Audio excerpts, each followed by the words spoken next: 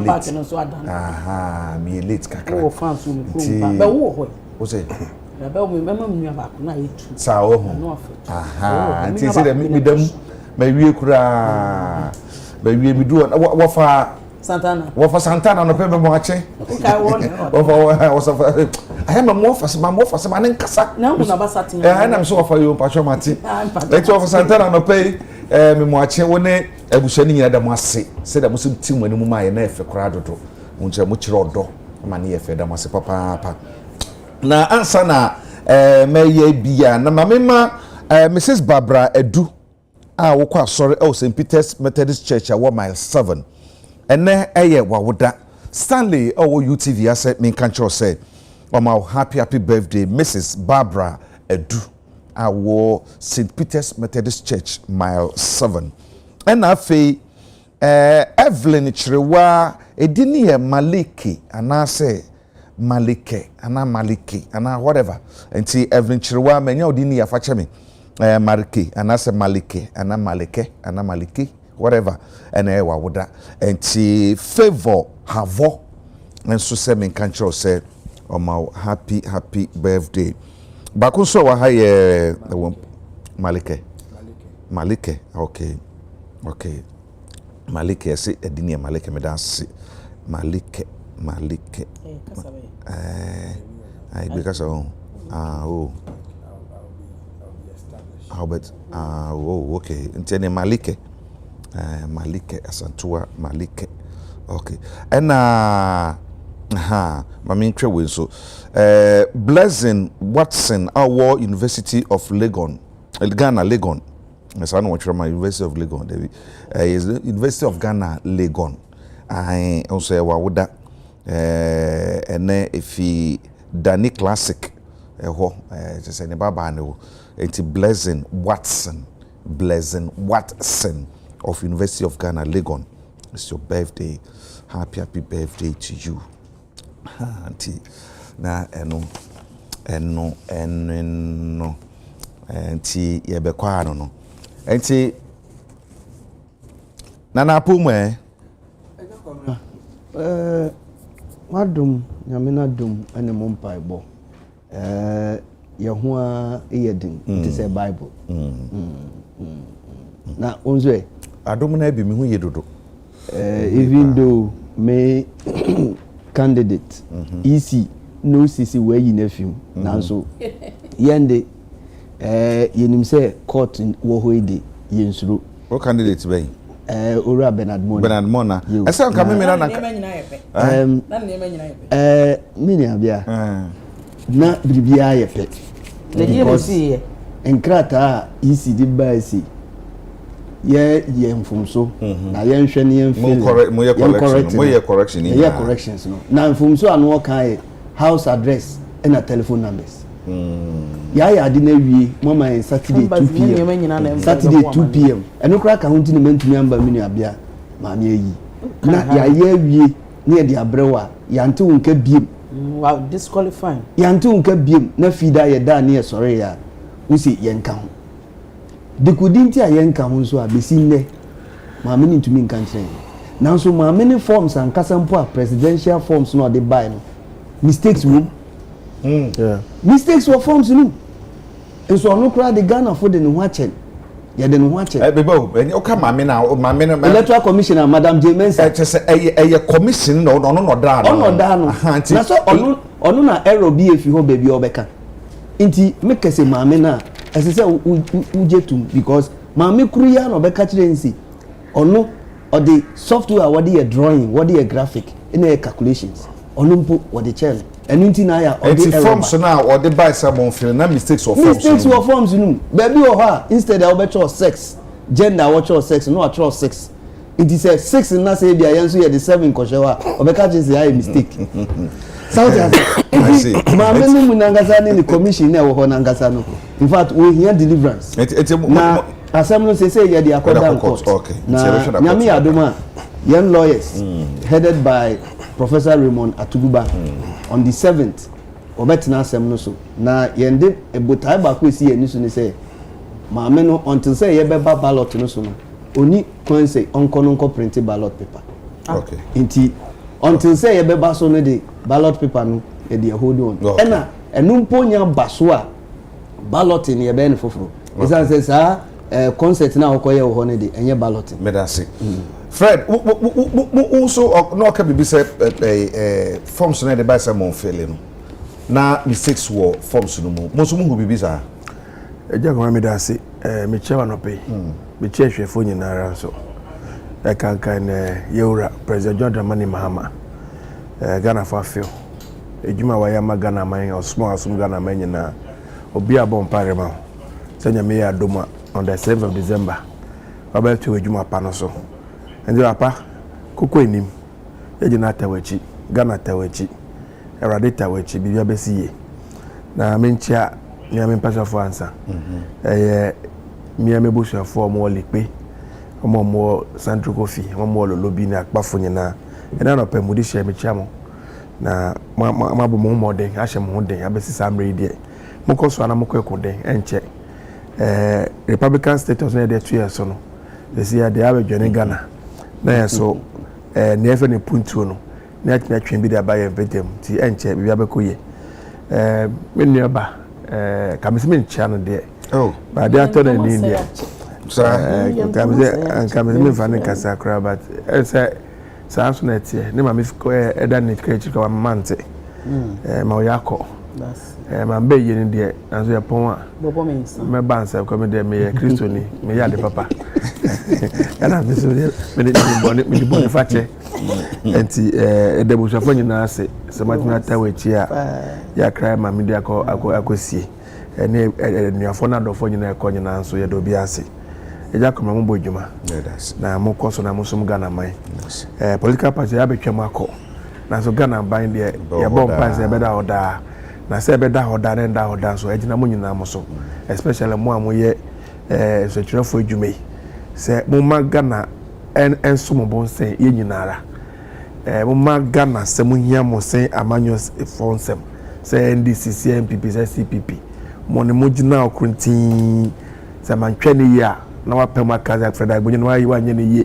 NDC no ayi wanye ne ye se menu ya ba ya tie ye ne party na nye ne ye na mapema ka na yamba ne sa oman no be bia na ni kire no sometimes you are na nyame ma wani bia otimi hwa de ko ekire a ye hu kakra kakra wo enti man hwe ne ye na ma papa nyame da hye se man anse no Electoral Commission asem de say ba so be kan wanse okay be kan wanse ba enti me kan say be pray except to say de bi omu kan hu say ejuma no moye no te say nyina right te ya no enye na enim si obi o enye na onim de si obi o adom bi keke na ye out of over 33 million people ya ma akwenya ze koda bebi ano a ma wa adwenya oda sesa wu ni ho a obi fo bi ani wo betimi aye enti wa beda no ho agiman ye ka bia wo de wonte na ogina ne pa ye quiet ya wiase o wa ye ni nyina awie no da obekora okra chiri no den ye de beka ye bo odin a e de beka na fa ho e de ya de hia wiase o me da se so da se Jennifer safi de ejebo janya bedu awie ya brawa da se wati na ni mo janu kwa fefe enti see my bro na me mo achi mejoso na me sasa o hote se awrade atum na me nua be ma achi so onya bibia ma ne awaja yo so waja na ye di agro be e be do 15 years o achepa nya na asem ogina ba bi na ogina ba bi ono nko na kama yezam se me na nko da awu ma ka de papa na say disqualification betra aka chiro so be disqualify and now the one your money me electoral commission because what to be predicted na be national executive that be some money asa see am form say fail ya you bibia say ya trace 6 and trace 7 mo plan so then you lucky because electoral commission is here headquarters there then you get 3 ko and now nim hu then you na get 3 ko me lawyers ne de waka suit no ma me no ase what why ya be na me na Thursday team no so ase me na ko ase okuba wo ba na ni so eto epse no otwam no ogina yo mintimi hu na ni so kekra na nipa na dos me nda no even though traffic na em say kwan na ye no ntino ye nya electrical problem kakra but nipa obi ba ya me hu se nipa na ba wo abechia me koma na kwa ba me hu bio nipa na dos nipa ba no pa no asori for be ye na yi ankasa Philadelphia for me da o mase e wona maame no wo so be ye na yi nipa ba ye mi ntimi nka anopa no kro no mu bo ma e na awia no park kakraka na su nyina ye de ayema maame na mampani ase na me na mampani ona be di eche flag bearer me de o mase te o mo so na masori o mata me chia maye maame yi MPs ministers o mo nya kwanya bai na akoku ba you me nda wa mehwe wani so me nda no wa mehwe wani so wa bi ade protect for near me see ye me late na nya me adom flight delay kakra ami hu ye wo frɛ me adofo e ba ye o mo e cancel o mo flight o mo ntimi amakosi ade o mo beduru ye o mo ye madoye masofo o mo ta machi asofo etim beja amanopa ahemfo kono wo man twafo kono wo man o ni twafo hene na ahema afia kobi o mo beta machi wa ankasa onua bema osaberima kwasi mensa be dia ko ne de na the second one enum saman kese man hene say oye man hene enum man hene no me danase me tututu o mobo atu o park no so ahemfo ba park no so mo bro be 10 me do mat konkoli man hene bai me hene ba ko so me so fra be po Germany Women's Organizer and brother Penny Aunt Mary Ahinkan ono so bai media for mitime bai me do bia se mi ankasa me dofo me friend say me yonko ma de nyina kwaku sei so ame say kwaku e friend dada oni ni nua ba ma me say wa ma me say wa na betena asetre me nua ni nyina so ma esi eni keja eni aseda no wa hu Mr. Dawuro action no wo ye mi pa wo fa ase papa ai ye na se wo wa ye nya sam kitu wo bi sa bi se si gbe ni e ba papa Mr. Dawuro ni na busu ya shati ni tawfo me do mu nyina se nyankopon enhira obi bia na mka se me badwuma na no me de to ho se me badwuma se se ana akwadwuma na se me de na chef ma wie ma bre wa de ma ye na ma ye ni a na mdi akire ko mo kire ko papa ba busua kokudua busua son asona busua ye ho fet ye ti ko ti obi anim do masse amam sam no na Santana ni nua mama me ya ko so free mama busua fo na poko obi am do masse na mpacho m ko hwe be papa ko sia dan friends ejo ada na no pa me sia wo me friend Justin na your free a retired military officer na ono so no ho dodo na kakra o se me nchi ama no pa ya wada bi o se ko na fa be but me hu donti asana chi ayede aba misre rade ahode di ama eti Mr. Fori family ni nyina o so beja me nua mema no ade a Fred Agwanyo nim ne se o ka igbe na me obi atro bibi na me se o ka se o ka sa igbe na me se papa last born ye 24 ye nsa na fu papa wo report ne ne namu ankasa mimi ni bia me di ba mimi de me ye baako mo mi nua no bebre wo ho mbeta machi ye last born ya igbe so no man papa nante ya akoduru ho o soja ni obobra ankasa ya transfer na kubia ya baby e ko kubia mimi ya Ghana flag ya transfer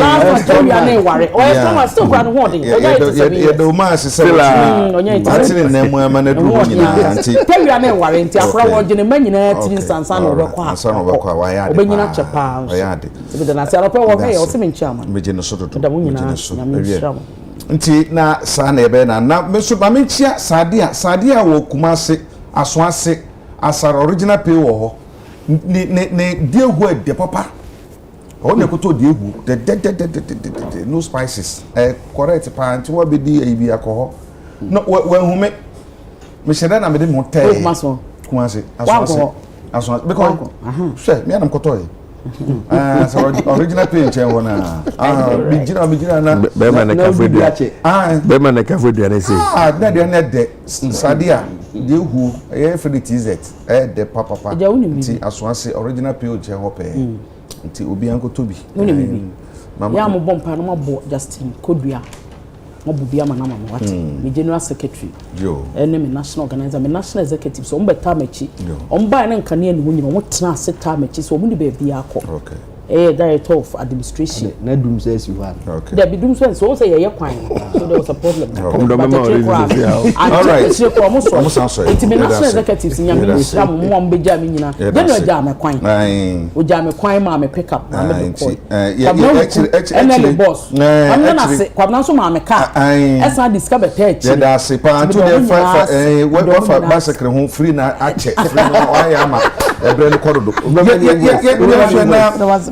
na mam se sem fan free so esan se galamse nsem ya kan fi ha kan na baby adro no wotie ensemo afarefo wo black voter so eka emi say we nya asem ese ya ke tena so kra eso so kra na so Ghana na ewe ena no po bi send me message say me solution dey won dey bia me sora me ka galamsa na me kwabran so me fa solution emra me pese me body so fa wo dey bra I didn't message oh David I don't know one for the diama did kofi na dey aka me fan so o say wo solution ye dey me solution say office o wa adwena ade beba me dey abada na me dey make can say ye dey to me ama no ono na so ye ati wo so dey na betimi aka dey abo dey na wo betimi aka dey abo bi ade no me hu aka che say dey na wo ha wa na wa you say on so na on say ati committee say nie ti asem ye ne bresam ne say afarefo was a black voter no so kire say say no galamsey for no etu galamsey no ewo black voter mu na eso nyina nim say black voter eno a na babui wo savannah eno a na nem afa bole ewura mu a be fa front plains a yi na mo so ema esum na ye nyina nya bi na ye we na o kire say galamsey for kuratio nti o mu afare for no the boat to see so a no tu na kire mo so man fie be kumu oh how say come from village to village insasin nkura na ewo nso na no a wo mafarefo na ho no se munim na mutum na nso no so a nti afarefo no ko tumi nko nso so enkokoi na bio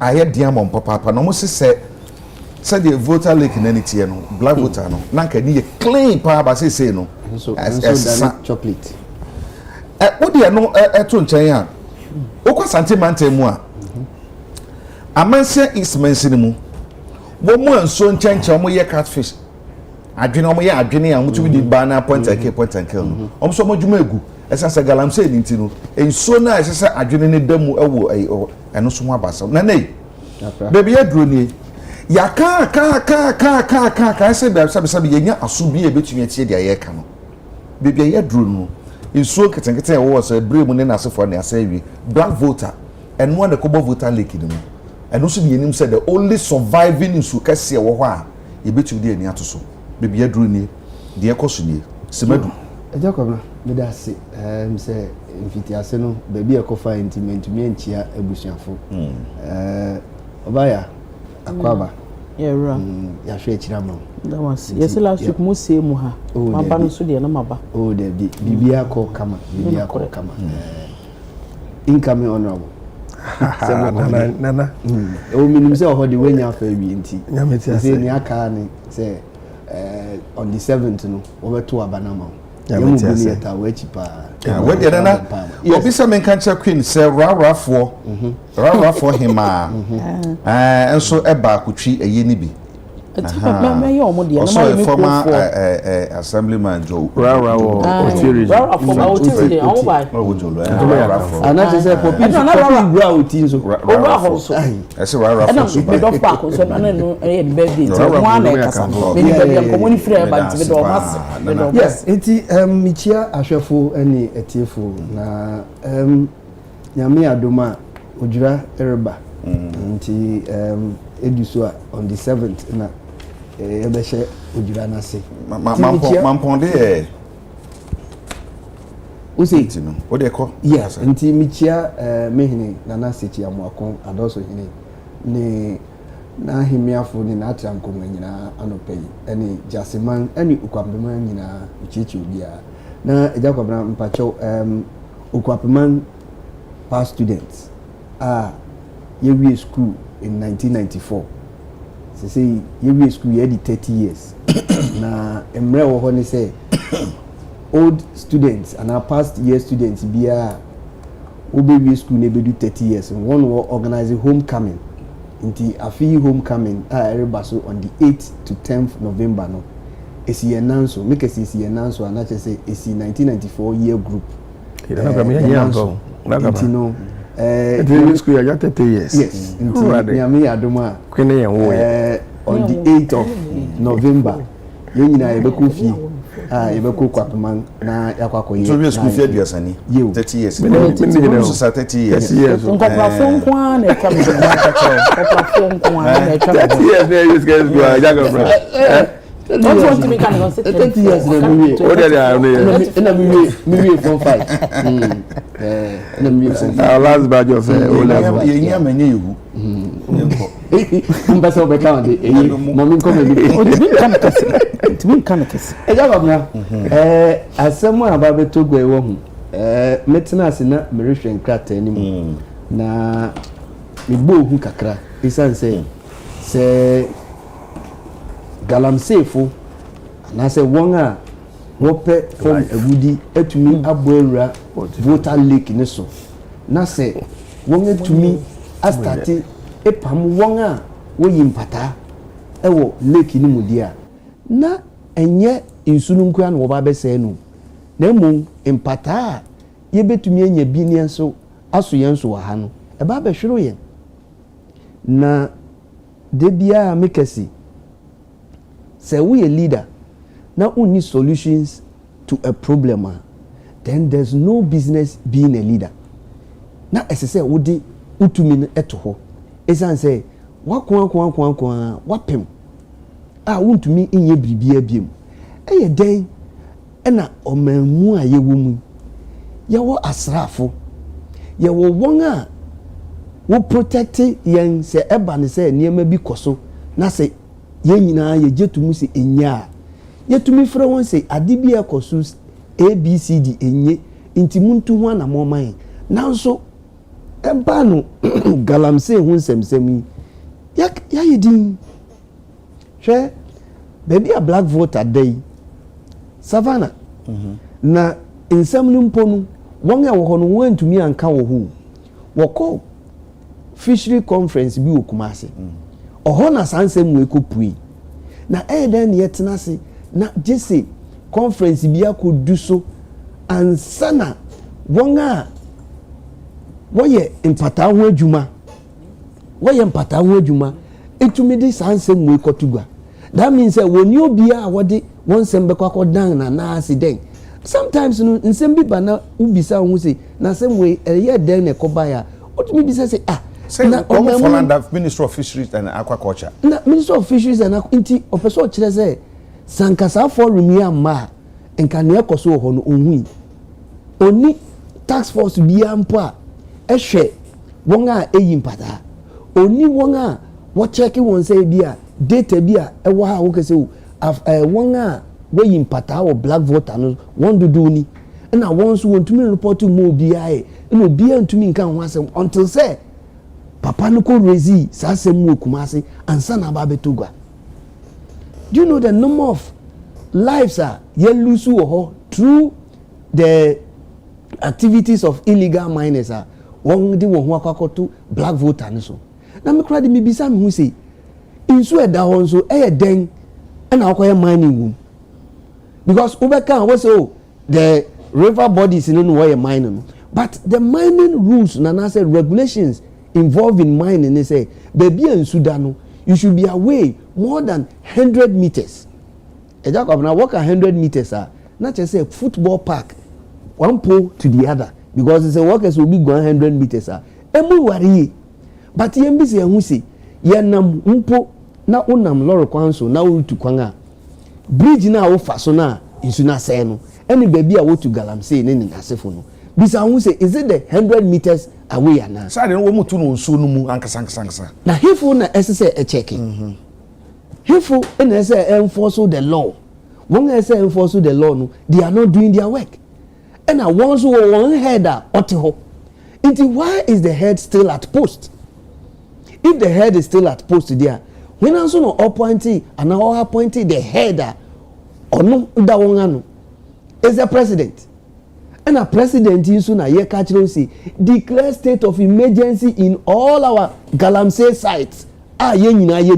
Of course, unless the president in the person Catherine onim say they are galamsey sites in this country. And the president too cannot tell us say onim anything ama yemu bino yenya jidi is a president he is involved in galamsey because Say if the person is not part of what the bad system that is happening now, why can't he stop it? And as I say, obi the report ni ba, e be do Jubilee House wa na Jennifer ni nebusuafo na ebi ma block information say what my president no to anamon na because what you want to say we be labor unions almost obi biara rekesi declare state of emergency on all our galamsey sites, and so president is say eno na ye canada until only no preaching we are going to have a free and fair election. Meanwhile also the free and fair election by the time now free and fair election ni bedu na nsu na ye nom no ya nom ma ye nyina ewu a who are you going to supervise the free and fair election? And David Amika say why ye ne here as one kwa ye ne fata preaching now ujina ho preaching no ere moyen galamsey esan ko obi say are you aware say unsu river bodies have been polluted by the galamsey menace?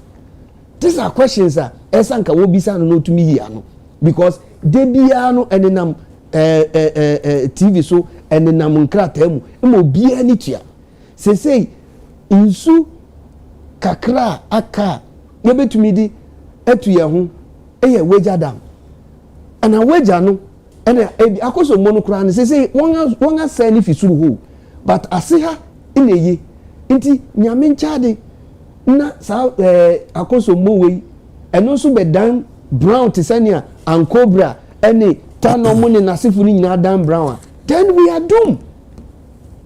But in Penyifu who say there is danger ahead of us, and they are sitting down writing big English, speaking big English, and at the end of the day bibia niwa ekoso president then and a modi LIF Jubilee House and they call parliament say one pass say you can enter into the forest to mine then gang the ba wunti and abawie say baby edru no as so revoke aban abawie and you see say no utie aban so nsemo kan o say wenye ade say no say ayobafo force boy the boy back for na mu no say national issue say discussion with national what is national about this? The national you are in charge. You have the security men at your disposal. Sabe, security men use them wisely. Don't use them to attack the ordinary citizens. Use them to attack people who don't have the nation at heart. This is how you have to use the security men. This is where you have to involve the security agencies. And look, it is a danger, a threat to humanity. Use them well. Don't use them to arrest people who want to go to demonstration to protest their displeasure. One hour walk protest now walk here say because of galamsey anything walk protest no one my security agencies so as obi sorry say adie koso na ni nyehu a no waka na hye that means say you are involved. No wonder say onwankasa ni minister anaso onwankasa ni commission bi oseti report a wode bre no o say galamsey won etu no won eye kimpi no wo Jubilee House then wetumi ayafa.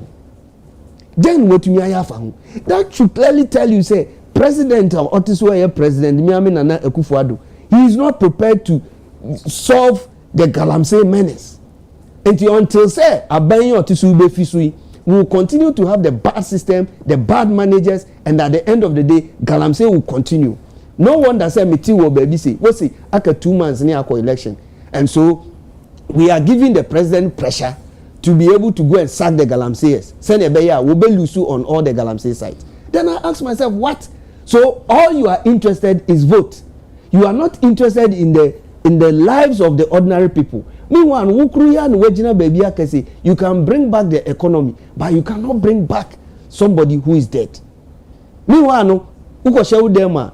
Now I say microphone minyank wongu. Ube tina bontin dia now say, oh, samo yare dia, momra na min samo yare. What kind of double standard is this? What is preventing the president, the vice president, who is also campaigning to become a president, to say, look, Mr. President, enough is enough. Let us put measures to stop this galamsey menace. And it can just take them a word. Because in Mra COVID Bano, yadi to me be share president in sem. Emo to me be jina hakache say fellow Ghanaians. Oka fellow Ghanaians no kesi yanko da yeda. So president can say there should be a curfew in a town or the whole Ghana. There will be a curfew.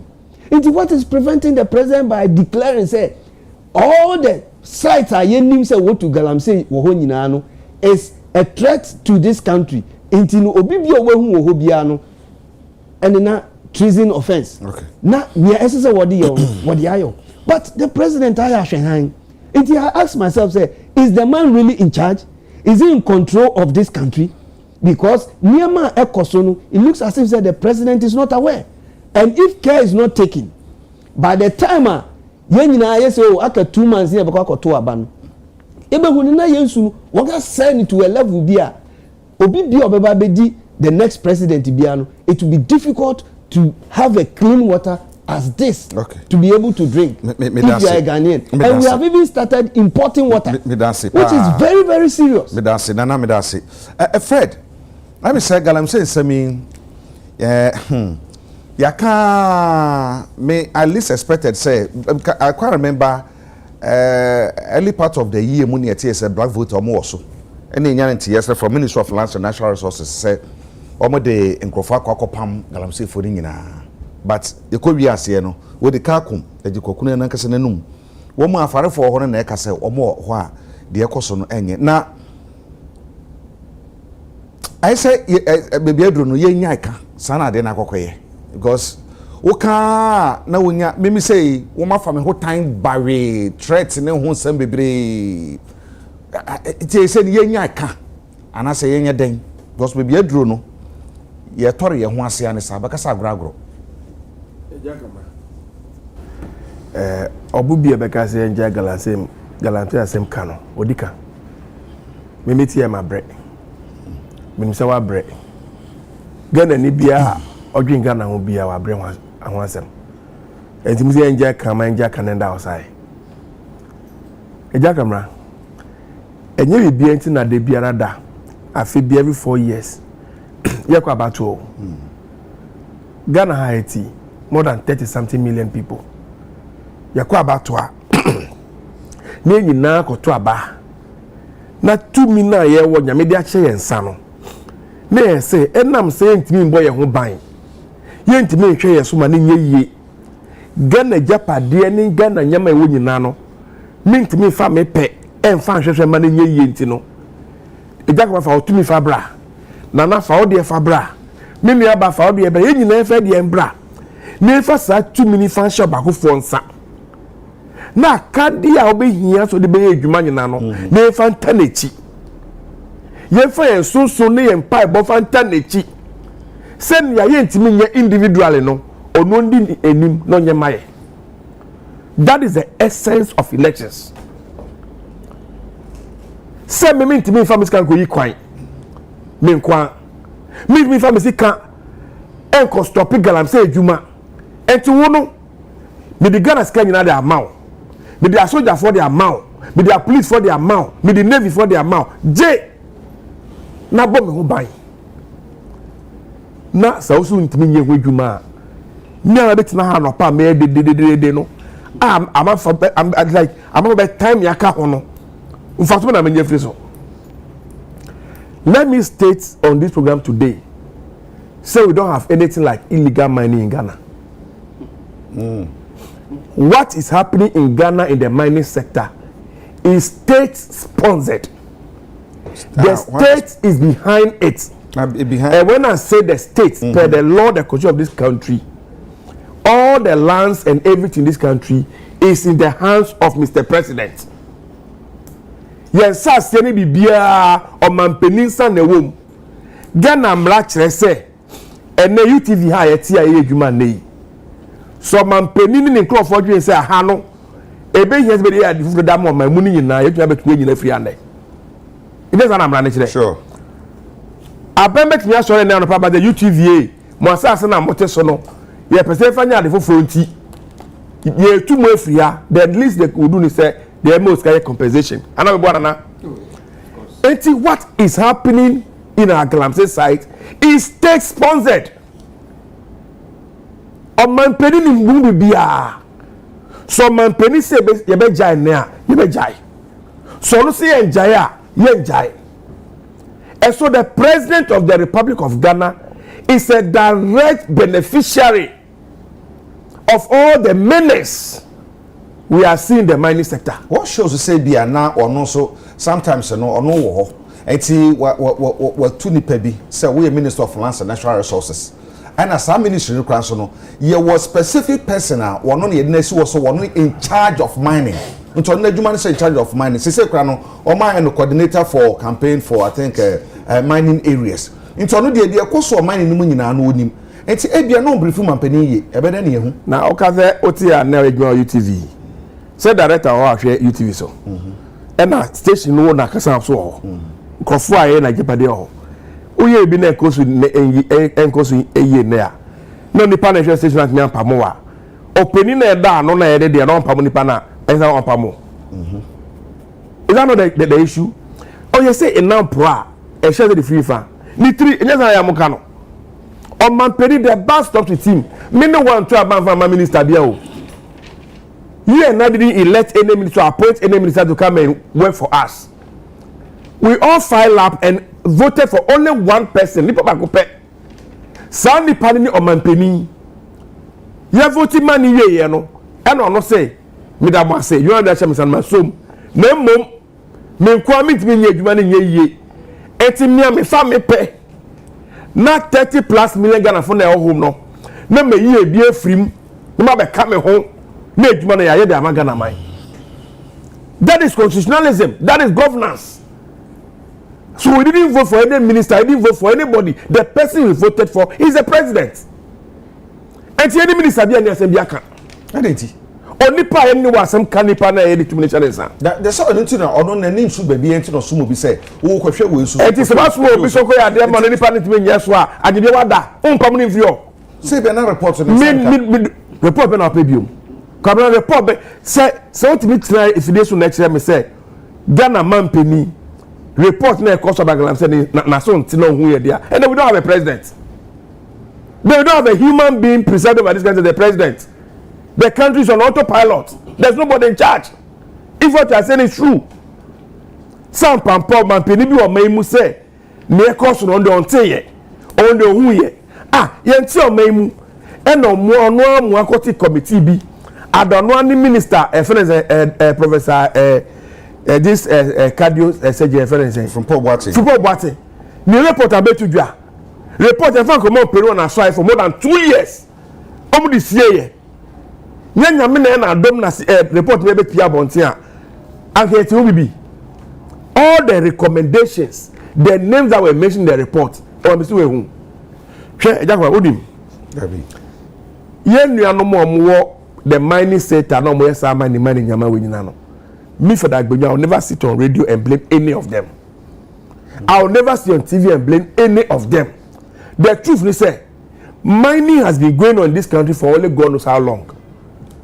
Say you to go to Ghana. And yet, ne asem ne shasiye. En quantity, you bet you say, your friend Aluvia good, so toa. Now, I'm saying river Prada, the river Bansanya Manjamani na. Omuti bi who good, Manjama epeke. Boys no more Ghana, ha no more mining no. Eka no more use pickers any sanya manwa tuntokro sa no mo yama ne kakra akra mo de survive enyo munti na yesu asayo enyo munti na yakwaya asayo eya kuku dama pinpenifo na ye greed ye sika na ye benya ye nkoa na ye yere na ye mba adi ahwe ye ho no ehia ye sen Ghana mamu ni nyina no eye nti na Ghana asayo sam brate no munam na bush on metna to excavator ba ko ne bo ne Ghana Minia on excavator ne boba ko ne. Enti sa boys na ya na achima go to police station. Sama me fo na ya na achima go to police. What not excavator? The beneficiary the mining kingpins theocratic kumanse. Me no ka say you say we are crossing na onum ni whiskey. Oh hwe TV omo ti ono kasa. Hwe tu ni ombotom.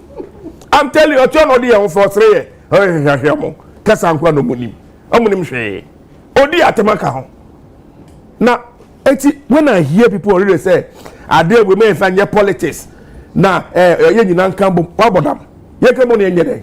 What do you mean by am I in charge of the police? Am I in charge of the military? And ye nkan bom ne nyede. Ese kabo mu se we bia de na adwene ba. Adwene na ye de be so bia ke so wie ye. Wo re je kuma o ti ase me na onkanda. Na na ti ase me na onkanda. Media coalition against galamsey. Adwene pa na opebium. Ene ame no ti Ghana hey. There is no organized group or Ghana there. There's no issue a statement. Which one can be more threatening? The people in the medical field. A doctor for say, hey, mutu mo boase o. One ye won kola 94. Eni 3. Yari a ye hu Ghana nenu ye hu bi da o. Mo hwe ni ye o. Yesi ente. Neti a me say galamsey money na ko nye illegal money say. Over the weekend, me kotakwa. Manfa plane and free Accra and fa kotakwa day. I drove personally from here to Takwa. Me that Takwa day, Adechina me kotakwa. Me by the following day, I drove from Takwa straight to Accra. Now the things I saw, what about the illegality? Obi ya dia emra ente chire no. Odisiye. You have hit the point. Adia ye illegal no, ye no kukuom. Ye disie anameboa. Nye koso no, enye se amanfo atuti se anoma akoche kwa ye ntentan bi ono mo ya ade no. Ekwa ho pe ewia kete excavator esi so emu. Ini page na nso na no. Ye nyina tika mu twem ko odu wat mi gina na so ahwe, wadwe nso na ahwe mu se hey. Asoja for twem ko, a police for twem ko, na nanoma for twem ko, minister twem ko. How do you describe certain activity as an illegality? How do you describe it as an illegality? And nothing I make sure I say, what is going on in Ghana? One is not an illegality. Two, it is state sponsored. There is no way I'll be making Ghana have a chairman. Let's say, in conform so if the president says he doesn't know, then it doesn't exist. If the minister say they don't know, they don't exist. If all of us in the media say that you tell me can say na cause me anima ye nyina say ye nye nipa ye twantro okay na me kan say eja komai mo pe a ye nyina ye nje ho asem ka me ma kan say na nyame adom ope duane a cyanide enim ope duane a mercury nima for any oti region for any be voter region because ya na nanu mo info do ma we ataso say say ya sase de lalai ye ti o mai mu e na akọ ye fe ne say nana ya nana do ma hene enyo na ye judge no aba enyo na na tena ne krom ka say media masase de what is obi the excavator question asase so na excavator e person e bottom. Like I don't understand what they say. Like see, among Ghana, you are too far to the extent say, "Nyamikwa ferry, you too far me be there." We are liars. We are pretenders. We never speak the truth. Ghana for you, I'm telling you the truth. Excavator, you dey say bottom near the kwakwayem. Excavator nam kwanswa. Police barriers ni Ghana abia. Ofri takwari now back na jo. Almost every 100 meters, ubesha police barrier. Meboa. Cape Coast Square way so. Every 100 meters, and excavator came a yehu. Baby, I arrange excavator near him. Baby, I excavator near him. Shall find this Sunday you manufacture Ghana. So where are we lying? Where are we pretending? Where are we behaving as though we don't know what is going on? And playing the ostrich. Now I bet no be no message we do attempt. Niamike obi mi hu obi ehia ma na abroso. Because I don't know me man no dey kan.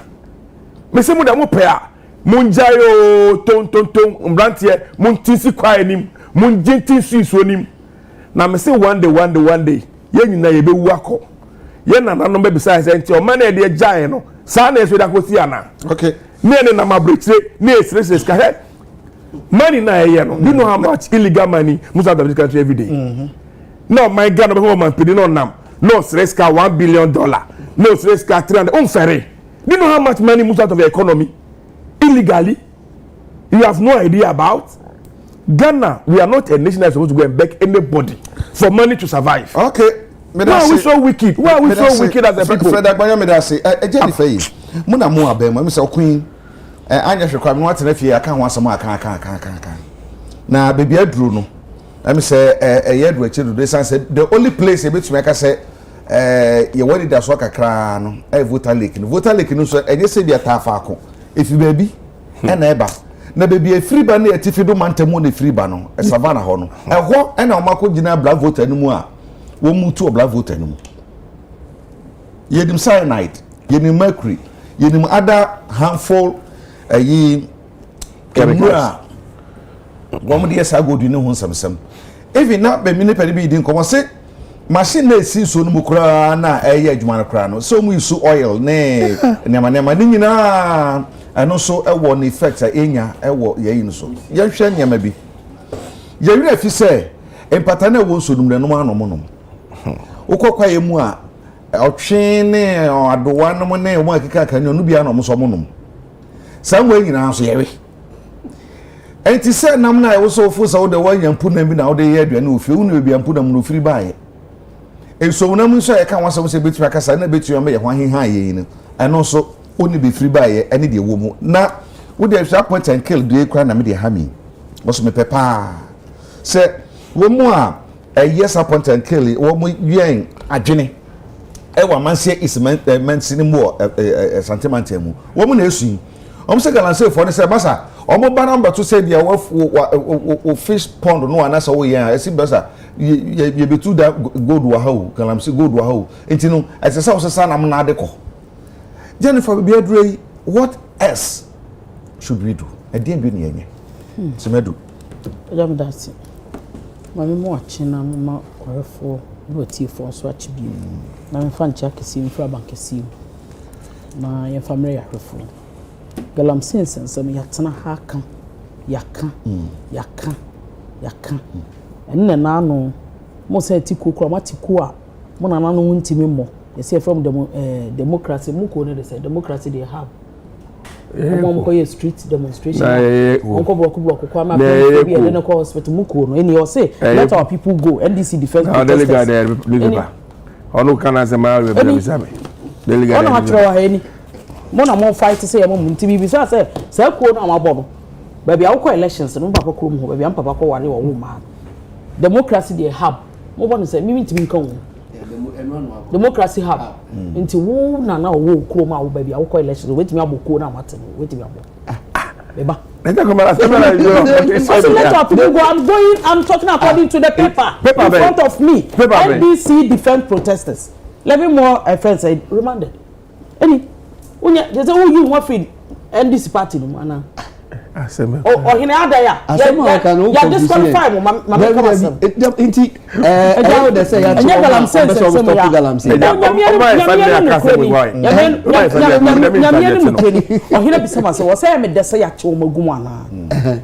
To be honest with you, me, the police are misbehaving here. You are glorified. Convener, until I'm defending me back. The police are just misbehaving.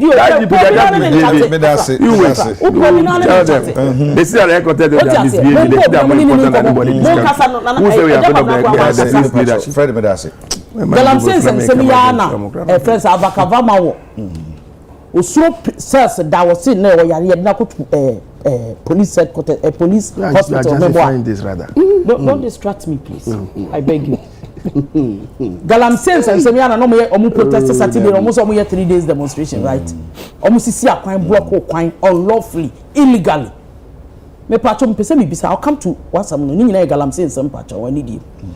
And cry here fan what say to Galam say. Yentu Galam say what cry? Yetubuha. Yentubuha. It was so demonstrate here. We demonstrate one crime. What is see a crime? Now they are claiming say people be crack on my remand your mon. Yes sir. Galam sense and some ya. Come code demonstration. But meba. Demonstration on some yen. A he fan ye 2 Galam say. Ntan come ko bia ye 2 Galam say. So mo demonstrate wa ha ama hwan mo. E pese me hu. Demonstration enya at the bone. Wo che wo grievances. Wo che ne ma ha wo. Ne ma wani nye ho. Iti as to so ma ko demonstrate wo Galam say site. Baby aye ya ade na ma ahemfo. Ye na nanom ahemfo. Ye mpanimfo te say na say tu. So ma sorry. O tu sabrono mu hini. Watu na ahemfo bi afra konwa so because of Galam say nsem ya ye Kenya. Na wo so demonstrate wa ha. Wo ma me kire wade. Sa ade na o ye pe ade aye dada. Ene ye de Galam say nsem aba. ene ye kala galamsey nsam nti no e wo se ye bibi mi ehu se ye mema nema mienu miensa na ye beda o mase o ma political parties na aka na baso o ma yade o ma kire se o mo ye violent o mo so political party no was born out of violence say mo anya kwan bia nsi no 37 military hospital aka si twam ye de apemfo betwuma ko hospital obi e wanya accident obi o yare ye de ko hospital to the extent that because of the name democracy intino police for ka ya start yes say oyo no bi kura si de mo ye no mo nkofo no bi kura twahwe be fona to turn mi de na hospital say avakavama owura no kwan did say oya na nua ma mo bo na ba so internet so no akotu police car key and mebo Ashanti region me ye ni nyina na maso da fom mebo mo aba so o ma condemn sa de ni media for me afa no ma be wura nkran me nti de nkran for ka say just one pass we so demonstrate against illegal mining galamsey ye nyina yenim me ma betena ha maka galamsey nsem say political parties ni me mu each other me ba ja when me so mo question won say me kwade obi bisem sam question say be bia dia fa won mo ka say won so obi bisem sam question ye nya ka demonstration na galamsey nsem ye kan o demonstration we talk galamsey anya galamsey nsem mo ko ye enam say concentration ni nyina ba susuan pass ade na mo ye no mo amote am fo da bi say me ba Jennifer no chance na say no ye do ni me ko so almost say afarafo no say oko black voter no so a enu hia no wo mu e2 galamsey no ho every say suan pass amante eti ade no me ba eti ade no o pu say ade a wo kan no me mi dey for amante eti wo mu demonstration no mo ye ntankam ko o mu afarafo no o mu yi nsom nam te say de wo na me ya wo chief nam a wo pe ya ye tu anti galamsey esensuo no ne ade a e be affect ye moa yentwen yen fish omunum nsuo no in terms of oil ni niam akwa ye di se nsuo no black voter no so e dey na stop om sen committee me akwa ye no ho onko demonstration aso me kan wonte enya ho na galamsey nsem ni bi se ho na tumi no ho na betu aya na ja wo ka tumi wo say e na ho na tumi ne hye nsa na tumi ne hye nsa me Ghana police IGP ne na pam for greater Accra for ma me na mase ma ya adwuma se ne ye se e na ma ye no me de mo ase pa se ma kwan begin on the rush or monsem. Now, if you person money police for a day, police one are just misbehaving. Police one are misbehaving. Mamin Kasem in let me sign this caution. Mamin Kasem way. Yeah, quite election here. We have barely 2 months to elections. I'm saying no 80 days crap papa. Mind this in say they have monopoly over misbehavior will be out. That be yeah, your mind Ghana, yeah, man you call the two first bigger political parties are your one, the New Patriotic Party ni MDC no tonchanya. Ye Ghana for ye te ha. They cannot put fear in Obiaho. 7 December, people will go out there and vote.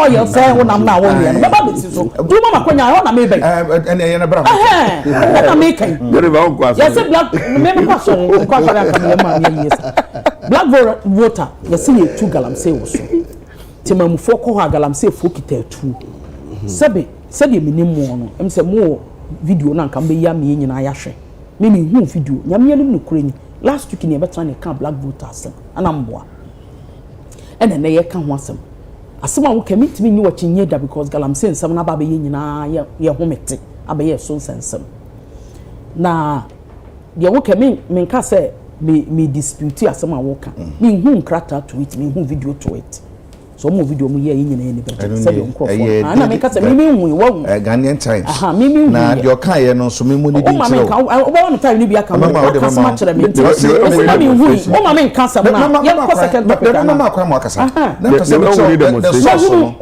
so me hu se na me hu na se wo nkrata ewo ha eti se me mu fo na ko ana se o mo ko yi nam na ko galamsey fo no ekita 2 Ghana ha yete ebi na nkofo yakoya on person ka ho asem de nkofo yakoya a police wa che o maguma owura iti e ka se omo ye friends omo misbehave na ebi na ye kan se to mi bai na temanu ni wo so wo 2 galamsey wo nsuo so na afarifo ba yi nam afarifo ba nsuo no so wo se madani chodi agu omo so eja asem we wan kasa utie ne say yete a wo kan galamsey nsensem ewura fom yenu obi a kan wo maka agu MPP so ene ya aban no minua bema Fred Agbanyo kra de wo sinipi se aban no wo percentage ye dey ebom aban no na ehemu kinam yetu wonim se lance ministry me ni wade konto mo fa sa release ne mai wo mo e kofo free e friend say sebi atakwa me fo mo nya Ghana fo mpacho ahoho ma beguma ye omutu galamsey me nso me ntina hanka cho say mu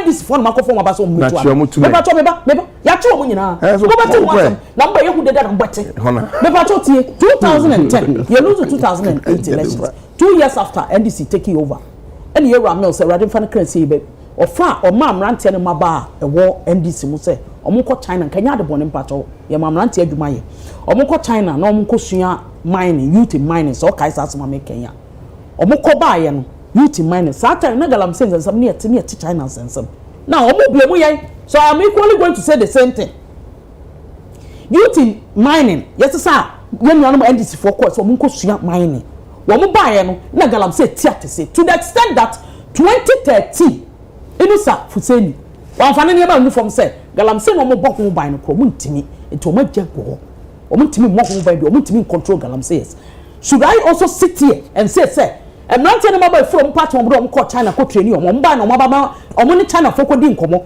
e na galamsey na aba cheta galamsey na aba be CP and me galamsey nsem yentimi agi ensam na say agi ensam yentimi kan wonre asamba na no metena kan say the two political parties will have to sit down find a better solution. Yes, of course we are in government, I understand, but I really feel baby na baby we baby you can't ni apportion blame no on young kwa na sabi nyemu fia media phobia yiromo na MPP fo na etuo me to ni concession me hu galamsey site da me no TV so me no internet so me nko hoda me nim baby etu biye me nyem adwese me kon so krada moti ase me nyem adwese me ko krada but mu ya no apportion blame na friends aban no edi bubi aban no na ama kwan say yentu galamsey aban na ama kwanya say yentu galamsey na mu pesa mo ya they did the same thing you see they are just trying to be smart they are playing smart 2020 ebe election this is the exact time wo mo start here MPP for to galamsey MPP for mo yensu enso say and attack here we lost almost all the mining sites. There are no further in the course of fighting galamsey and yakuaba bedu sadi to their benefit e konkunimde ye den e ma omu ho ye den e tom nti we mo be kwana so ye be kun wonu yentina hankan ya wada ne yetina aka adade yetina mampani e release we say nipa na nkonkuo na omu nyina aka bomu ye betimi stop no omu nkanhia ode mrato ode ensama to say ye fight galamsey no ode tumi am omu say de omu be ya baba galamsey ensama na stop nyina stop you see mama nka sem tre Ghana for omu ti ade no omu na ye adwuma eye well planned orchestrated ade and omu execute. But when it comes to political side, NDC for some American. I'm talking about NDC for you can't galamsey some pato. And your mining in some obian see to galamsey MPP about in once 2010. But some mills at the youth in youth NDC. Echo China so because you are mining China for coding come. Some find you will be that. Some find out come near you to legal miners. Legal miners are no mutubo. Muba na galamsey some ashetama yako galamsey 14 years in Yena galamsey one bank and some they to the extent that Mwankasa Minister of Lands then 2013 onu kwade ne niema gu form so ntimi nto what is MPP ni beti ba bi say na galamsey this for na to na this for na to but na die more than you so because pettiness more pen party ne sympathy Ghana for hwa ho ne ento ba nti MPP for because won ntimi am fight galamsey na say won ntimi fight galamsey e bia protest won kan ha asisi akwan ye ka te ye ka say police for no they are misbehaving me onim say edu ba bia na nsan basabasa ye koso e wo Israel for Palestinian for ntem ama for London a demonstrate on behalf of Palestine or more US a demonstrate the whole world it's a demonstration no more na to you na ye so mo demonstrate okay Musu omo mine baby omo ye galamsey no that's the best place I can so to demonstrate and I metwi wadwun dey so say unim dey ntam kansa beba na so metwi wadwun dey so say Palestine and Israel for ntem asem no sankani ye mu a demonstration and ka so Palestine ho now so omo ye no aman ho do so demonstration dey with demonstration there enye be bia be here na message na o send no eti bi say say message na no mo pese mo de kire Ghana fo mo pese mo ka kire aban no sa message na mo deliver ye no asema wo kadi enti me ka say o mo ko galamsey site yeti krom ha na me me nua kuma asame jamfi family fo di na chi ko galamsey site yeti krom ha na o mo kokoye ye bisa ho nsam say wo di media fo no kwa ndie na apese o kire na e friend say galamsey obisa o mo bisa e ndi sifo bisa say nkran tu galamsey. You see, me ntra han ka sam keke say me ka sam because me pese me no ban kwa di nkomo ye bisa so mo se nkran ha ntu kokoo anamboa ye ntu kokoo e won nkran ha asema ba ne ye ka mo akofo atakwa be for ba begum o mo say your water bodies just because ye nim see ne wa bam ye fight ye tin so the namu hunu so ye tie ne namu hunu then when we sit to discuss it then you are pushing the blame on the new person to party just because the person win say ye papa chi wo mo gum da chi wo mo ye go mo court ye ba atakwa be for magum anya se yantimi anye ye tumi ye say na atakwa be for na ya chi wo mo ye hwamu o ko chi wo mo ka bro for mo ka house mo ka frafa mo ka sala mo ka enti for na don buy mo ka bibia ni for no go for na don buy Fred no dey buy. Na Fred dey go for mo dey buy. Oh what be? Oh ka sa so say me be atakwa for macho o fa atakwa for na ba so ba me say so ka sa bia want no me to mo ko chi a we a 3 na sama si no me say yam for mo bra bontin match ni padodo saying me patrol mo do so aye nte ho no mate ho a kire mo do so it's quite a number of for mo bra me say ma hu mre kakra. You see, galamsey sam no it should be a national discourse. Matana haka. It's a national discussion and ye pen puma sibre. Ghana for but when they take the political side, we have to tell them they are trying to own. It is a well orchestrated. Baby, or my what do you hey, now would you so it is a wood them here. Yahinan here. And perform don't buy na be 200 and you know na say. Sure that here ni na say. Ensure access any na say that any you to mine as you say for trouble you to mine or China no more to galamsey and you want excavator no champagne who community mine na mo de buy no community mining and you so much no friends say community man won say am lines say you know ma ka de na ko de me portrait pictures me na me say ya am yi me pacho me say na de video community mining me say ma be me ho so de me say de video asema kan we am for you na na video asema kan ni ti na me be yi bibi a kire say truly say community mining aye train omo ama omo ka de so mo fanya adwuma say no be na e wo mra kwan so a say no mo ye no ana I said there's no legal mining any legal mining community mining amunyina community ma portrasi he ya me portrasi he ya na say is reading ha he ya ofi ona ofi oduma se na ko portrasi na ko adum na ko chedi odu anyina mu a wo mo etu galamsey wo brem no ho e wo bridge no ho bia ni tuan wo no wo mo so mo ye sa atakwa me fo ni bia unti de meka na se me nim na meka ho asema abe no atiase asema meka no nyante ase abe no atiase se na o kan na rough road o ka so me no rough road asema meka no de amoto na ada ho ye beto abanti ye fa galamsey nsensam konkobom na o mo honya Ghana fo ahi ni enka galamsey asem Ghana for ko kan no nipa amen so me ka so mo nipa don't put words in my mouth I beg you uti there be an shemeda but I was say me set at any street oni bibi ya tia ye ka galamsey nsem nsuwa na na obi omo aduane wo so to allowance then odi guma ansa na ye wa ha ye se konongo ena konongo ye tutu amna na ye tutu obi akotom 3 years ago ti o dia make say it is well planned orchestrated ade no 3 years ago no obi atu oni fie wo mu fie no batu konongo na so make minim dia make atu wo mu fie no pemfo ni nim no akotom bagalamsey nsama ba ye kente no enye se betu ofie kora betu na bonte betu no ba bia ye ntia na ohiri bi ni nua wo mtu galamsey ama ne kopie da bes nya ha ya na mo yi no konongo de no wo be mu se me de be mu se si aka ne ha se ye tutu galamsey ama pemfo kora akotom asebe ko ne krechi me ka kwa kosi se galamsey nsama kwa ye national discussion aye nyina discuss me obo galamsey nsama nso bia na me nso hu ya me ya because me ba tan se ye nso aye nom some years to come enyo ya bia ya kan kwasam ya kan enyo ya bia but just ye betan ya discuss na ya hwe ade ne puma siri be besi ye bisaw ye ndisi ni wa ba ye bisaw wo so nka ho asem I was expecting you so be twa so kra ka so ma next topic na nko aka but because ma plan ade ne say ye pese ye ya ne egu MPP aban because on the was ye go om hu fi ni nten ya possible na so it's all about election it's about MPP say obi ani hihye bi aba ansa se no dey aba won na amakwa me anye hye no any sifo na amakwa me anye hye your friend say galam stop operation operation and ha na when to ya na muti ha mo kan ye go ti obi na stop this release one when stop one when and mo bosse me patrol ye fa bibia nto nchen amanyo se ye modua ye nkese ye ni kanta but Fred didn't say good bu voter region ye me de say million mo voter region ho na papa akoja mani bi agu let me fagalam sem ko me bi sase ya himfo a wo mo hwe ye nsuwa na ye niema so nipa dodo na anyi o mo de o ba se ye din se gu fom se ye twagwa nipa bi so ye gyaye ana national discussion was here discussing ya chi obi na ko mo bi ho say ye bo say release one when jai way enti me baja so ba so ko bare ba o hu ba o ba na na so dey wo say wo mami da kru meji wa dabi me pachoti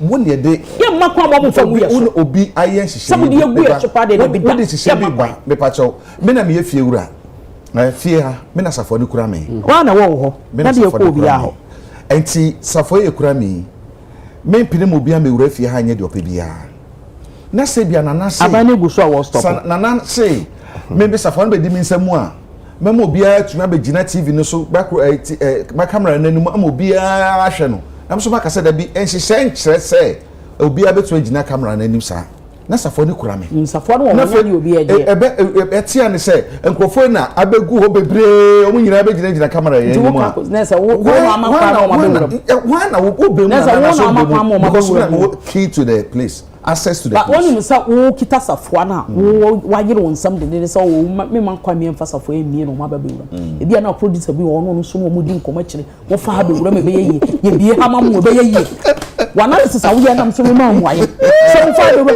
tu be wan so ba bia kwa ba ko ma mo ba bewura yo tell for me that say dem say yes ya discuss mo ne ko se dem so wo me kan wasam ministers ni na wo ya dem so wo me kan wasam ya trust ni en so wo dem ya demonstrate mo illegal this is stop say e piga na fata say some fata so e so mo nim nyansa say o mane na wa she pass pana familia me da se me da se o man na mo dia Fred ye hwe galanse some Fred me pacho ya mam kwa ma mo mfa nya dia ba mo ye Jennifer pacho na makaza Jennifer pacho Freddy ejakramra my one is never three. My one is never three.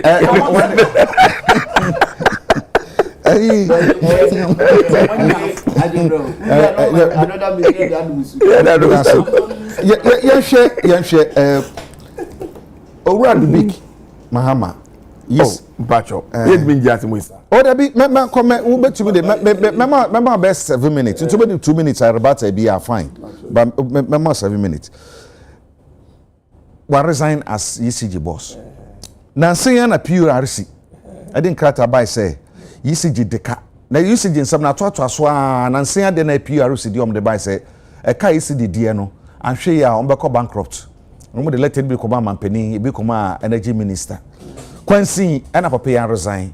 Nsam ahodo no ye bebre na bedu bebi ayedre. Na mo so say minority hunu say there is about 500 megawatts load power shortage into load shedding baba ebinu mo ka say papa no our conscience nti na wotumi resign because na man koyi ebinu so ka say watena say ahwa made no ase awie nti say na be avoid blame nti no na wa resign na resignation PURC sem ECG sem ye ni problem bia na be pim bia ye dure no me ma 7 minutes I was asam no Fred. Onyahwema wasia. Membo ne kro. Fred mama 10 minutes. Me mo bia 10 on. Medase. Hwe. Ade a menu agene Fatima ya no pe no. No we me mobo kakra. But me tiase enyo ne fort. Ejuma na ensa ta heading o. Ya e kasama political percent heading. Because wanye we no pe ya. E be so every a atem de e be ba no so no enye de. Me nim se na kuma mo pa de ne o ye o na every na kuma mo.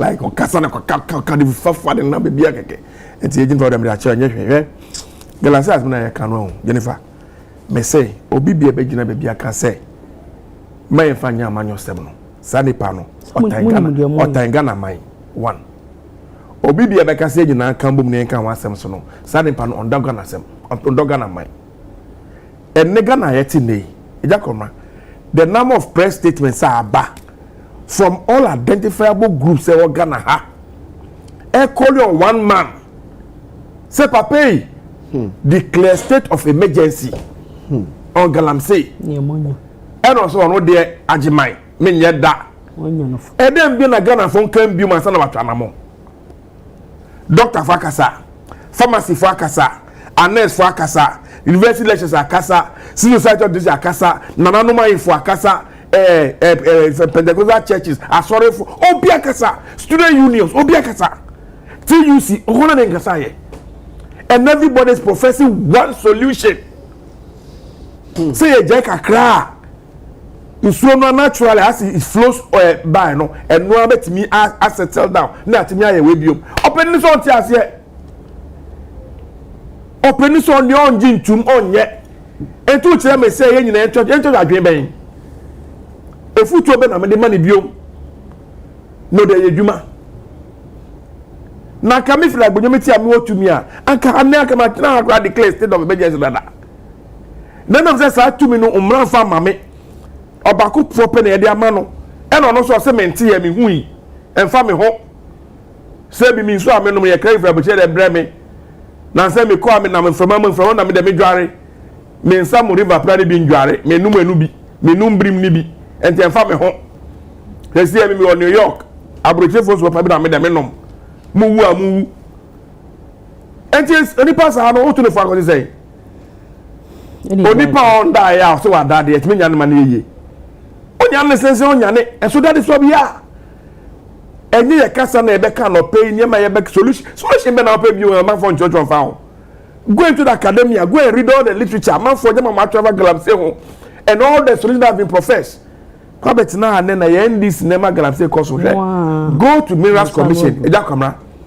for the 8 years NDC betina there so say ye ma license for small scale mining say mon ko na mo fambra kwan so na mo fanya ade no the total number of licenses I am under NDC is 57 licenses under NPP Amino can say they have given about 1,500 licenses already.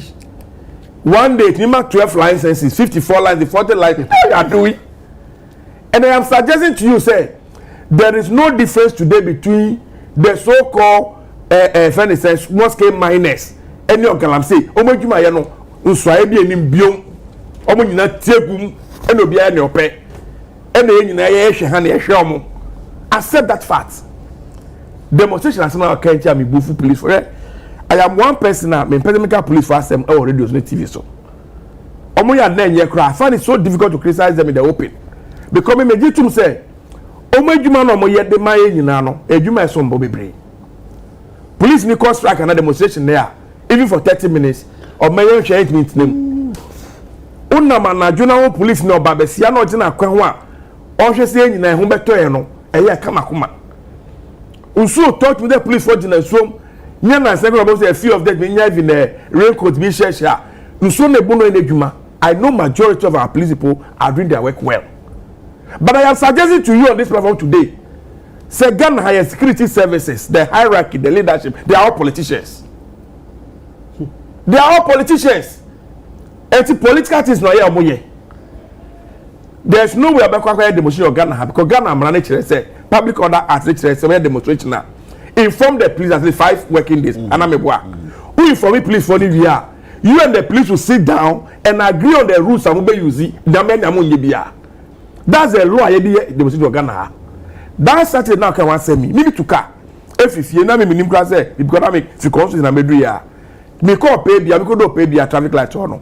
Now police will block you. And yet demonstrators never block it quite no. Please, we allow. I have the videos. If they will show them. I have the videos. If they will show. I have all the videos here. I have all the videos on my phone. So, Please. So protesters no and the block kwan no and as a police for the block kwan no say police for the block kwan. Me say police for the block. No, say I have all the videos here. I protesters in the block and police. Exactly. I have the videos here. From Prince and I'm from Prince in here. Because obey their traffic lights. No be come 37 no. Police for the omo barricade e dey block kwan no. Oh mo gina ho.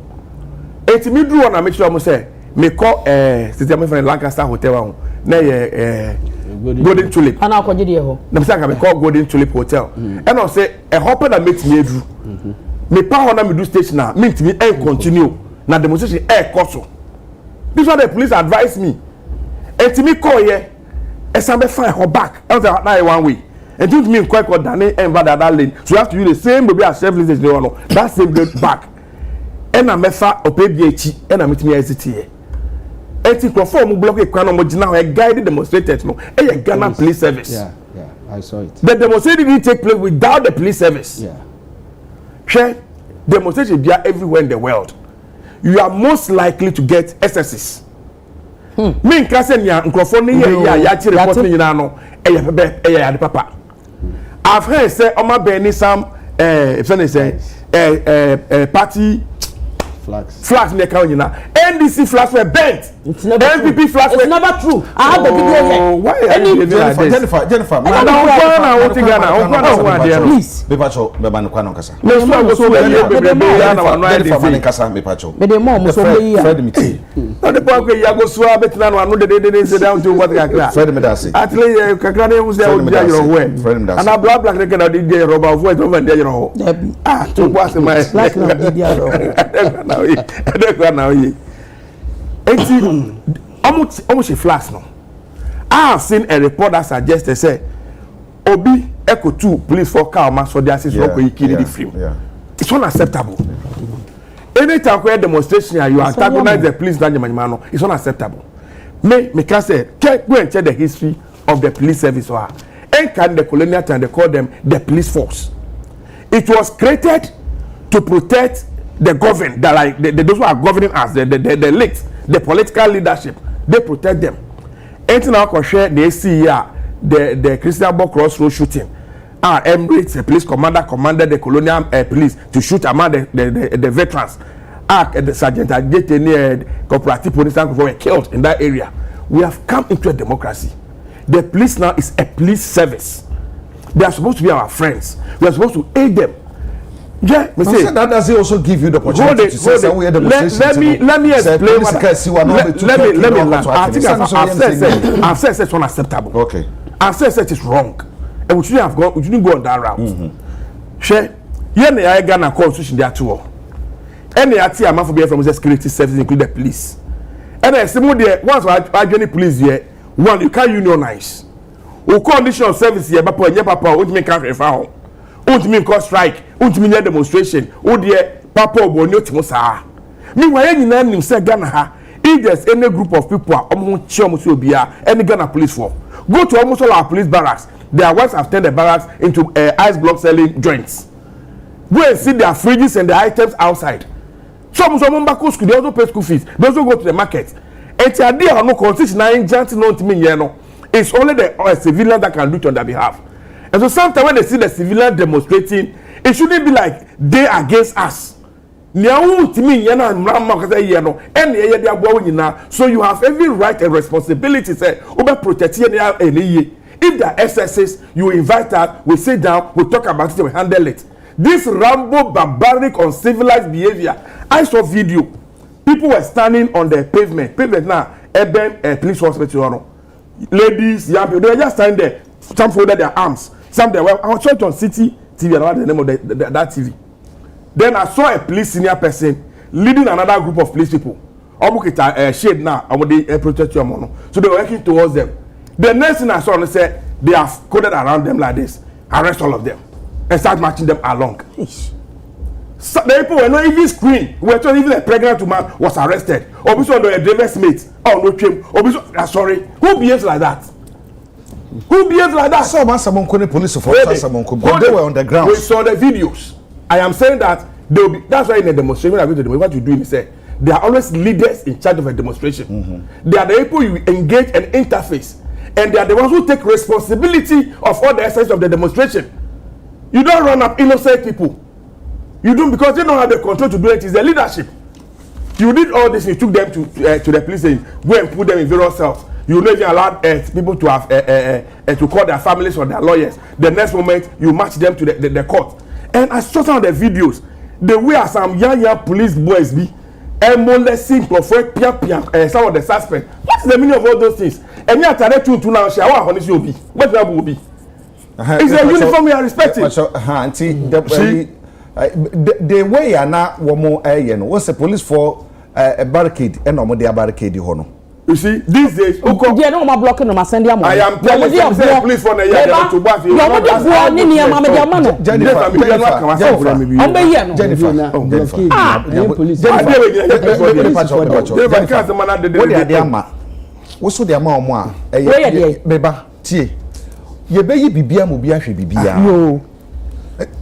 Enti se Freddie you. See, Namika goes in say, watching Crawford court to her. Hold your mark of court. The next moment, also I remind you for 2 weeks. Them is as if a show of power. We want to show you that we can tame. You can see whatever the people did. He is saying over said demonstration. I don't know. A two galamsey on cry. I don't know. Galamsey site. I've established over years. Say Crawford no two galamsey no. Penifone attach HD no. Nothing can come and say. Money site oh. 2 million, be a 2 million why every master big galam say no. And yet on the photo, Unkahana sa 2 million war. It's in America today. The guys who involved the demonstration, they have no right to burn down party and flash money now. They have no right to go fighting the police people. They have no business to go and remove the keys from the police car. That's unacceptable. The good news is that anytime be a police for a demonstration in Ghana and they have their own video cameras and they are capturing everything. And so I would have thought after everything, you go and sit down, you watch the videos, you can even publish the names of the persons in the video and say that all these persons to report to the police station. You have done proper screening. You have invited the leadership of the demonstrators. If there's any punishment that they deserve, not be kama. But this Rambo, this stuff, you think that the people are doing the demonstration for themselves alone? You think that you the police don't care? Your wives and children are living in the barracks. You think that for their welfare doesn't matter? Continue to do these Rambo things. And continue to allow yourself for the politicians to manipulate you in the way they want. Who do you think you care for? The commission director, they are big people, they are politicians, they are rich men. You know the number of facilities they have in this country. You know the houses they have in this country. You know the schools their children are attending. So you be a copra. You can be a yes, a master. Now the China call. Of money in idea. Of money in idea. A queen in the queer. A comment in now. That's also therefore I can find yes, a master. You can be also the continue to do it. Of money, but being in also. I am saying that the way the police conducted themselves in this particular issue, and the videos I've seen, the way I appear some of the suspects. And some of them are even alleging say they were even beaten, they were slapped. It's unacceptable. I am saying that the person who did the thing, you have the videos, arrest them, deal with them, punish them. Let everybody which they say, as soon as we know here, but don't add innocent people to it, screen them.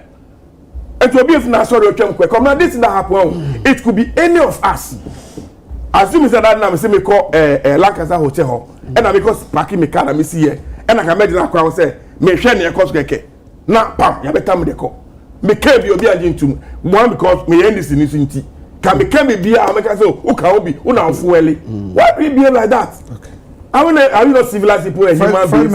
Are we animals? What time now? How they can demonstrate? Me in fact, I can't remember. Last issue near there. Managing director ECG. Oh, as for ECG managing director, whichever we want to look at it, I pray and hope say on one based on a principle. And no can say my resigning. Because I don't know Ghana have been say we don't have any principle. Uti ejuma de asha unsa unti menye me kayura comrade donko Dr. Comrade donko ye the energy sector de share nsa oba no ma time frame say time frame no de be oba survey do so no so wentimi a oba resigning and papa date ne dru ya he submitted his letter he resigned. That is leadership. That is and just say ejuma me pema ma na broso but I want to serve. And she said, "You that's what means Sevilla, Majatwo, ABB for Baba here." So if Mahama resigned on his own, he was not compelled to do it. That's fine. What is happening in the energy sector? Come on, one of these days, I was saying, "I'm Ghana and Nyachum Ekumio." Otherwise, all these service providers, this power service provider, invite them, let them tell you, Talo, how much money government owes Talo. 10 good months, they once the go and add any gas. How much money Ghana owes them? Ask almost all the power suppliers. The government is not paying them. The debt that has been accumulated in the energy sector, and so what is happening right now? They say we are managing the life situations. Election, but Ghana be better than election, and we are just managing it. Whichever government wins elections after 2020, it will take the grace of God. I'm telling you, after 2024 election, next 2025, you will see what will happen in this country. The debt they have accumulated in the energy sector is not a joke. Meanwhile, deliberately we set up ESLA.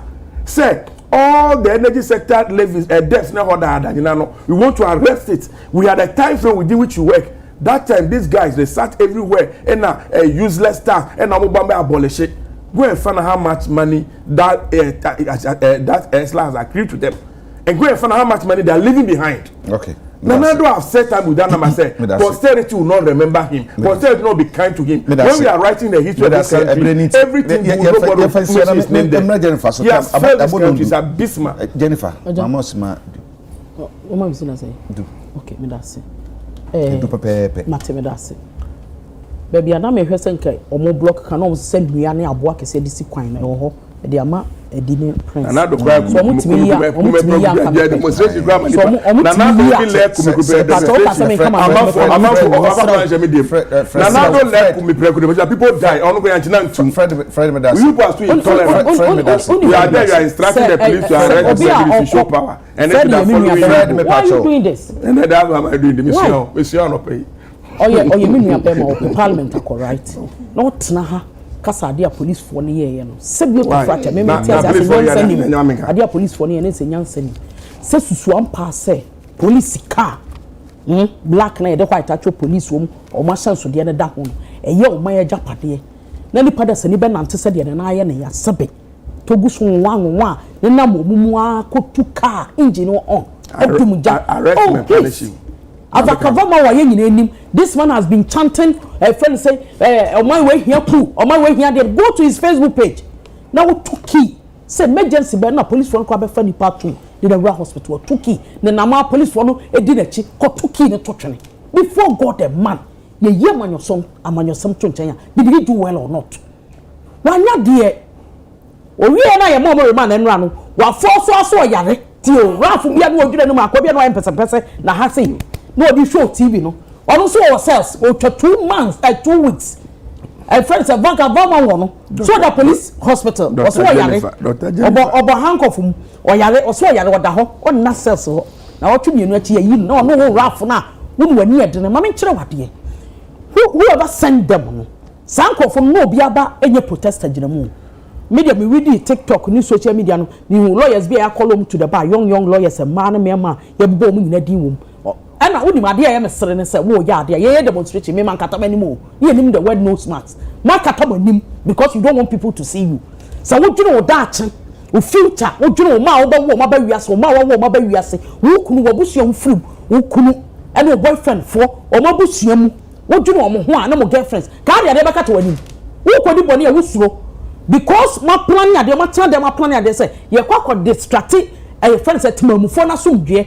So baby drive yakọ si enyina hu ya not for we drive ye bom pam then wani musuba mponi ane mo support niam ye nti na ban we ye niam to the extent that a political party be a registered political party NPP the New Patriotic Party a registered political party the same thing applies to NDC for already at this call for unquire me my come answer no ma japade say wo ma japade the flat e diabo krom NDC for started painting overheads no baby aye overpass enum ni ade o start painting obi anka ho hwe obi anya o hwe how on earth so who hear demonstration you want to tell Ghanaians you want to tell aban no you fan so akasa wonte o be say o ka kira aban ne say na wo wabufu ana say won hyehyɛ ya o pese o de kongalam say etini na what timi afa political party aban wo so flag na wo hye na police ni wo expect police ni be gina ho kyen na wa hwe Mwasi kwan mu di nia kese ne a blocks akese se ya ne yemo bi antwam ha so bo voice na ban na ka utie ye na ka tie fo tie ya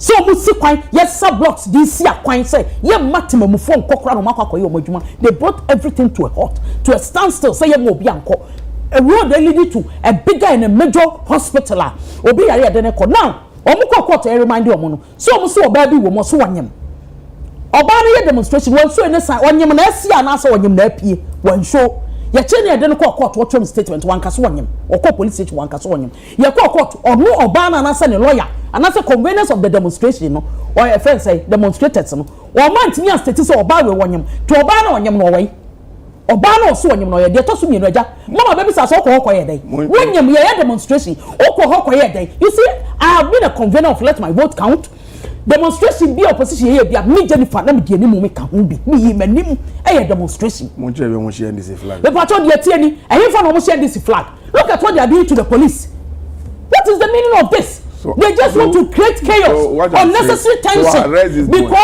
because we are trying to we are going for elections also some put fear in the ordinary people let me tell them that this should know this morning say whatever it is come what may Ghana for baba bontra betuaba what again no man 2016 I don't they won the elections MPP aye di aye calm you see and respond because we money or mine na dey enya what's your paraphernalias enya hwe e scan ye dey you better scan sir what job am no papa say so green blue black ni green as a trouser orange we need police ko asem way say you got a constitution bo e dey wotie say constitution bo here no ko tuma we be can dey to am no papa what kind of a law arrest him that's all unlawful behavior is this what is doesn't make sense they cannot tiana am I speaking to you I will not listen to you me tiel hey intiwa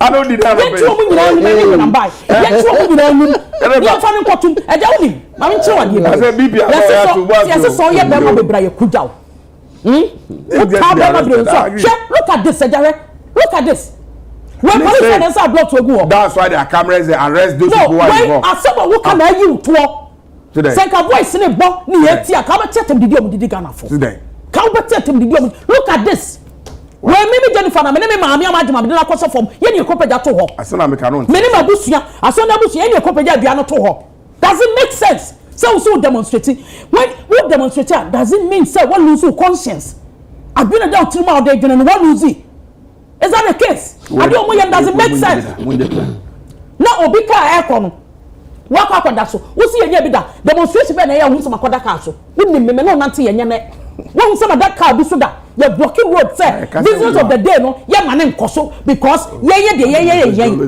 demonstration we all we John Roman mama ne ba wo na me ba so mo wo ba ko bi we na so mo wo ba ko bi ye dem say ya ka wo ba ko bi me ba ko ye Ghana ni mapa Ghana ni to na wo say ba ye na ba ko me ba ti me ba bi so e je si awo ye ja ba ko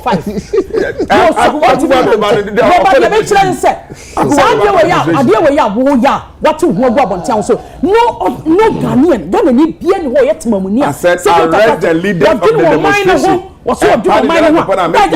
blog no wafa wuntimi so you have cameras arrest them we no read cry no obia no read misbehave so what shekura must you carry this abo minim de ntia bibia ntante kwa board am one na ampai na nine because it doesn't make sense na police watch o ma waka kire yes police watch o ma wa ka kire yes tia na ya chi o mo no police want misbehave now me ba o movement swing issue statement bi which I find it unnecessary say opinfobi and opinfobi wom no me pomacho wo so ba je di say mo block kwan na mo block kwan na mo so mo obi anko na pinfo so wo ma yede ne hospital no are you aware I am telling you and before you persons were arrested and because it was a soup where are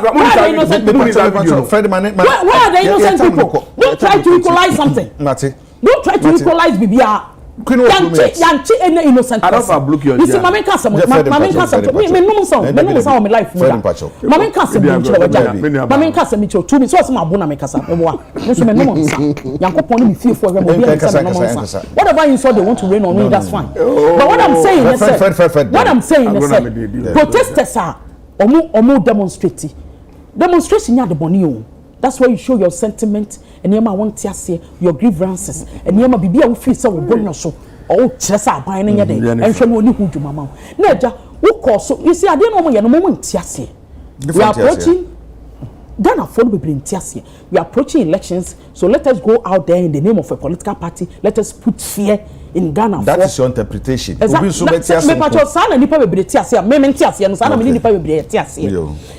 let us put fear. Let us put fear in them. You mean, you know, done this. Why you mean the let us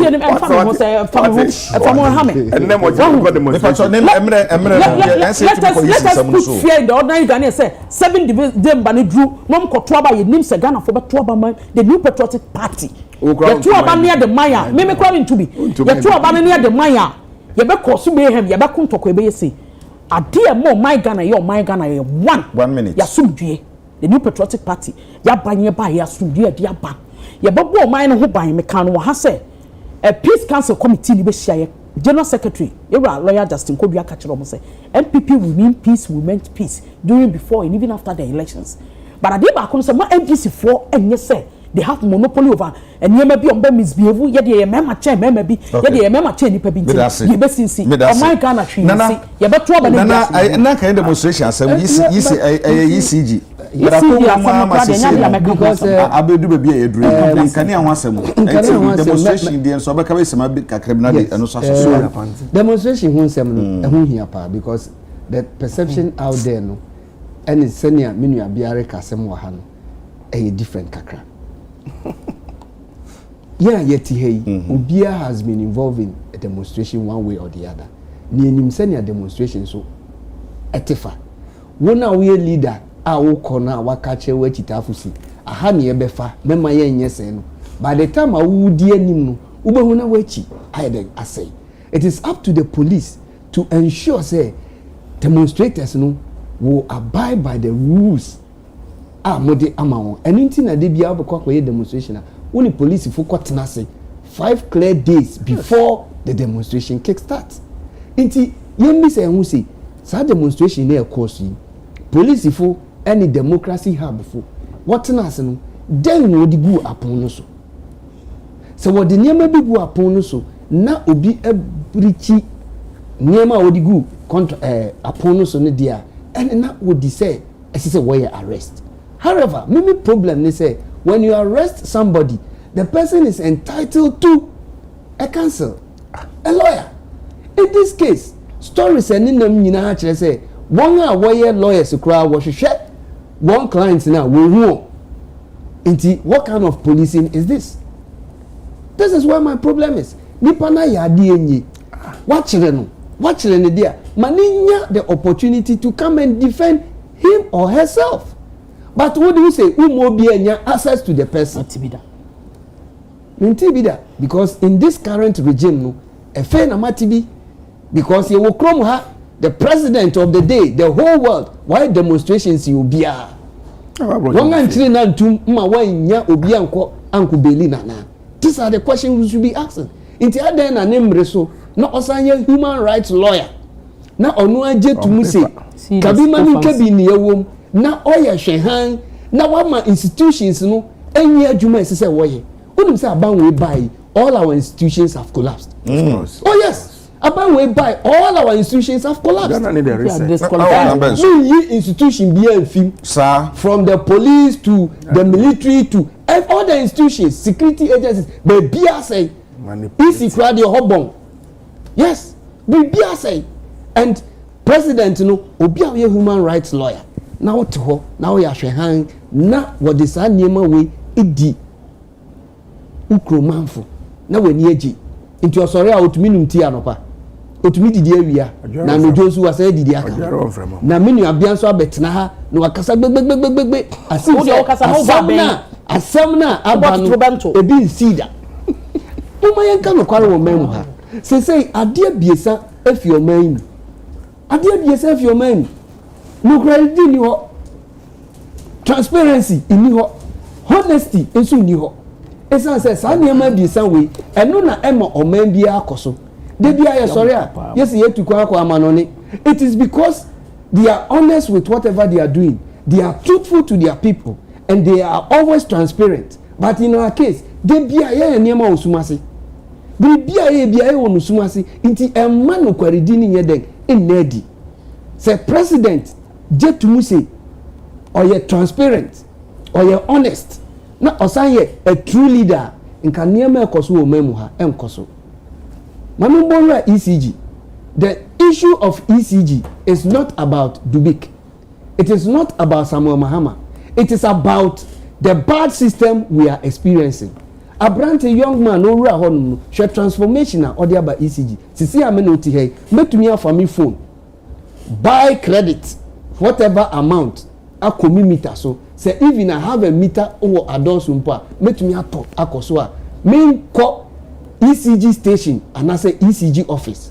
Transformation a brand in the reba. She tell me here say oreku to the various institutions award the ECG ka. She pressure ebeto no so. Emri bi edu ya illegal amanfo e the meters akobubo baby on one kasa ebora various places see. No, answer na electricity no ebetu ana yebenya we can enjoy the electricity, we need to pay for it. The young man is working. And so, but the system is fighting the young man. That is how come I say when people are benefiting from the bad system, they ensure say the young people with the brains will go off, and it will be left with the old men. That is how come we have old men parading themselves and thinking say they are the best. Meanwhile, their ideas are finished. Until when you have a fresh mind bringing on board ideas, solutions, then they are blocking you. That is how come they are even blocking Ora Bernard Mona. Because he's a young man who is coming with fresh ideas, who is coming with innovative ideas. But the bad system don't want him to succeed. I say Ora ECG managing director, he was being sabotaged. Oh yes, of course. Of course. Is it not the bad system? When we talk about the bad system, corruption is fighting him. Oh yes, sir. What? Say Oma Obia unko ECG office inkutu physical cash because we realize it's a physical cash no eko amanfu kutuku more. And you know they are putting nema buy. What happened? How I say hackers are hacking to the system. Na I don't know maybe sisi awoka say power yeto no. Question you bisa sometime back say o power auto no sika no ko ECG account mu direct. Na say utwa Echo, say mobile money, you use it to Echo a baby and send an ECG agent. But ECG because me service provider now, me use me app no. The services at the top one, what charge me? That's right. And to charge me straight a second ECG account. In terms of and sister for baby answer, but maybe say truly. The top powers can go into the account to straight now. How would I know? But the fact now is that it doesn't go into ECG account. Rana, you mean say ECG account? Is it the big Dubik's account? A PDS class any account. Jumakunu account. And a Jumakunu account in Hinana Oshaso. Minuti hey. Finance minister be by.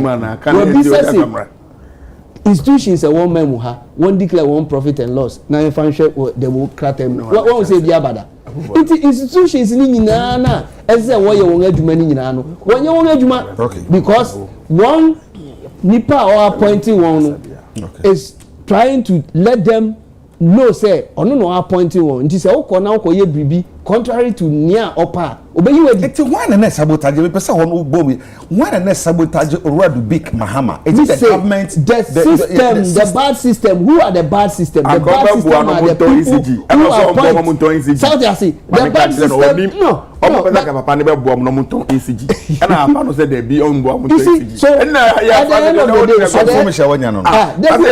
the day when you are benefiting from the bad system and somebody want to block the loopholes now, they be only park on the back. Okay, me that's it. And a young man no ECG issues no. It's a checker ministry today. Me that's it. Checker parliament house obonra house okodu won kania. Shekze ne akobai. All right. Ebe wi achi no sika kakra koto account ni. Nana me that's it.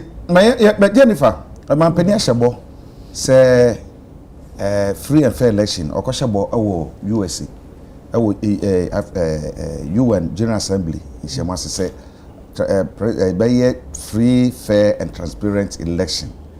I'm also nsama hodo bi efa ye voter register ho especially NDC any nipa makomako ni ku ahodo bi say yen hwane nya auditing o ma raise some concerns ahodo bi nti free and fair start from asia kokopuma wieye nti sa free and fair no ye ka keke anasa ade abebe mu ankasa pa woni ye wo be 8 minutes nti mama ku queen 2 minutes 2.5 minutes mama Fred 2.5 minutes mama nana 2 minutes na msoma for 2.5 minutes ale na mama 2 minutes there be Jane Mary 1.5 because no wakasa bebre your friend say free and fair elections ya there mampani wakada da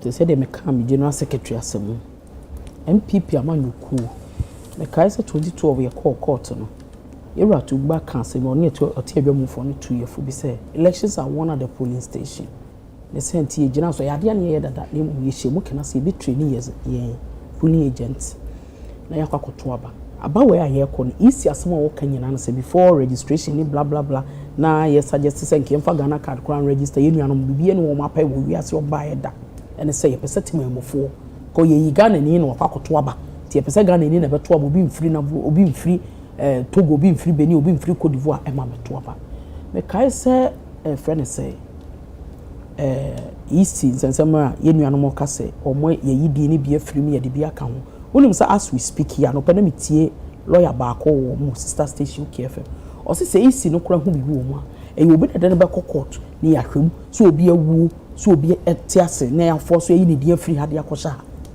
but what you say isi ni pe constitution ontimi mfa ne pe se me yini paso me si dia firi eti asem no mo kase ye yini pa 1000 firi ha ye do makwa kogu ha ye yi wo problem mu no it's neither here nor there what you say isi no will not do that to favor who to gain what isi ni intermediator between political parties abaye babeto they are just in the middle what ya kan wa basaba nipa na ekoto nipa na be kan nipa na be declare se nipa na awe ni ye nipa na ekodi lies no yakwakoto aba edie na wo be bisa ho se edie we saw the same thing ye fight ya amaka ye kunwa sama ma be say we see it we saw it ye change even isi logo kra ma me Charlotte say time obi a political parties MPP ni enim when we wrote to her what's so man hu ye nkrata na ye aba no ma kenkan nanso nya de be ye adwuma then we put ye the tone chain we went campaign ye koto aba e ma Ghana for to aba ye dey e de mai let my vote it is a muma hu bibi na mo samo mpa abato na ye koto no 7 December 2024 anyi no so kwata 29 December no pa na declare winner wo lose wo untimi nye foko untimi nya ho hwe let me na be lose obi ani o ti ase untimi nya ho hwe wo lose asemo yam campaign so ye campaign ye na mabonti ye boy nto asedan ka wrade form ye maye MPP ya nya complacent se bia ye adwuma Ghana for be hwe ho ato aba maye na emu mani die mu no wo mo ate asese asede mo aye adwuma ye ntimi nya honko o mo poku ase kwan ba bia ya ko wo mo akwan aye eti no 7 December ne ba de o meka do mo nka abo bia be wo opre nti mo nko so na mo mpre so me da wase eja camera ti message we my wife had a voter's ID card checked. Oui. Unfortunately, her name is not in the register. She registered in a chairman with voter's ID number 10010000828, police station code C261407. After checking, we noticed that her name was taken off from the register, and when we checked it online with the same ID number, her name is changed from Patience Ase to Efia Ebnewa, age 28, police station number F012902, DA Primary School, Beposo, constituency New Edubiase region, Ashanti region. Details now. Online, I'm check here. Card number. Oh, I don't hold on the problem. Friend Yanko. I the card me na bibia. The best no. Now so I cross check it. Because my kind of platform also. Share about to home.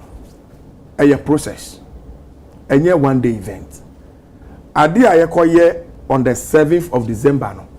At the climax of nyama akoso san kodru about order. Se nyama ya hihia to ana nyama ye before the battle. Ebi hu touch man na anye ni year. It affects election outcomes.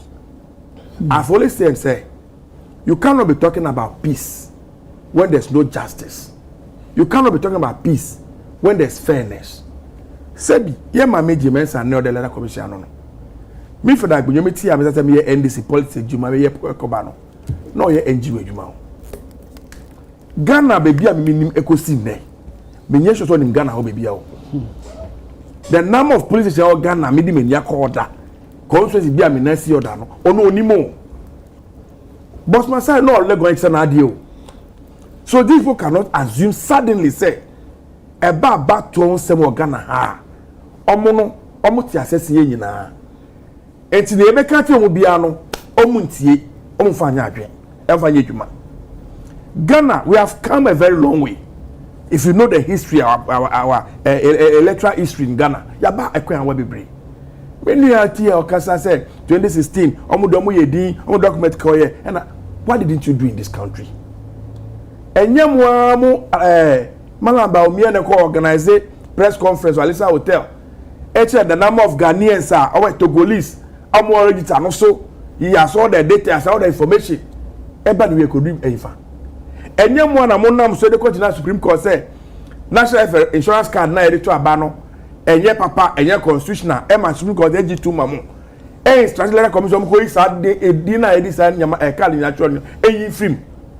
And young one muna my yenti na set up a committee under the first saying. Professor, that former judge, CBA Crab, like CBA and we set up that commission here. It was on national television. Here you now here near course. So baby, you all sat here. We watch what happened. I don't think my me. I can't say be a more amount of money. You can't. We have the autonomy. The constitutional my equality will be interfere. Who told you that? Now me tell just a tuba and say. Okay. You can't coup d'etat. You can't the subversion of the constitution. Okay. And you to be afraid to this guy go coup d'etat. Any attempt to subvert the will of the people, it amounts to what? A coup d'etat. It's a treasonable offense. Okay. It's a treasonable offense. If all the actors, all the political parties, apart from MPP, that is saying now you be a fine. Yes, register no. My person free and fair. My person free and fair election. My penny. You try that man no. Me question mo nyintum. Me you ano. Time on. Me you ano. O my penny. You try that man no kan. Emu ye de. Emu ye hwe. By a council on one fa enye ni pefanya de a. Onyem sa. Ti wonyintum. Eto my penny. Odom nam Ghana in extend that no yo. Me da say. Oba you no kan. 2 minutes. Free and fair. O preaching gospel. Is he aware say political parties now afia battle no obekwa agukansini are calling for forensic audit of the voters register omo dey no until but sankawatia nkobema no ho ahia no ansa wakwa kugina ho preach free and fair election electoral commissioner owo ho utumi ye mistakes ema Ghana for wiase afa na nyina ade chew na so obi ko fill forms eba na oja telephone numbers any police station codes who say what disqualify mo nko one kasa mu na nkasa no utumi ye errors a obabubo figures impo a utumi bubo figures no mako 5 ama no si na kan isi na me kan no asem ama eno no kra mpo no etumi ma ntokosi o mamu ha but this say ye asundwe manti ye say ye de achew ma ye nko yanim nti den na obi ja number na obetumi wo kwanse obetumi afre nipa no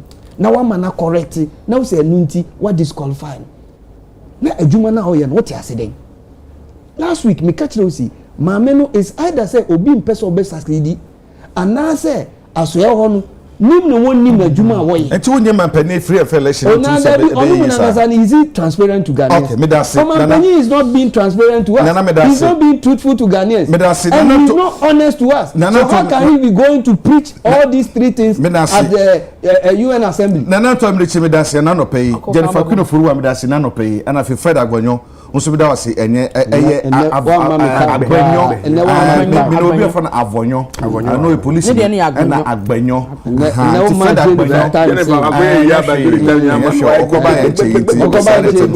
na ayi opani oso unwie school 30 years ni so ye 30 years na obi sa men kan che say obi sa men kan che obi no sa men kan che nyame okay odipa no ye fa no Emmanuel Amakujan Emmanuel Amakujan o say men kan che mu mienu ne say mo ti na mo ye tu no say ai mu wie school no 1990 o say me kan chen so no we school secondary school 1985 hey why need to me we na nsenya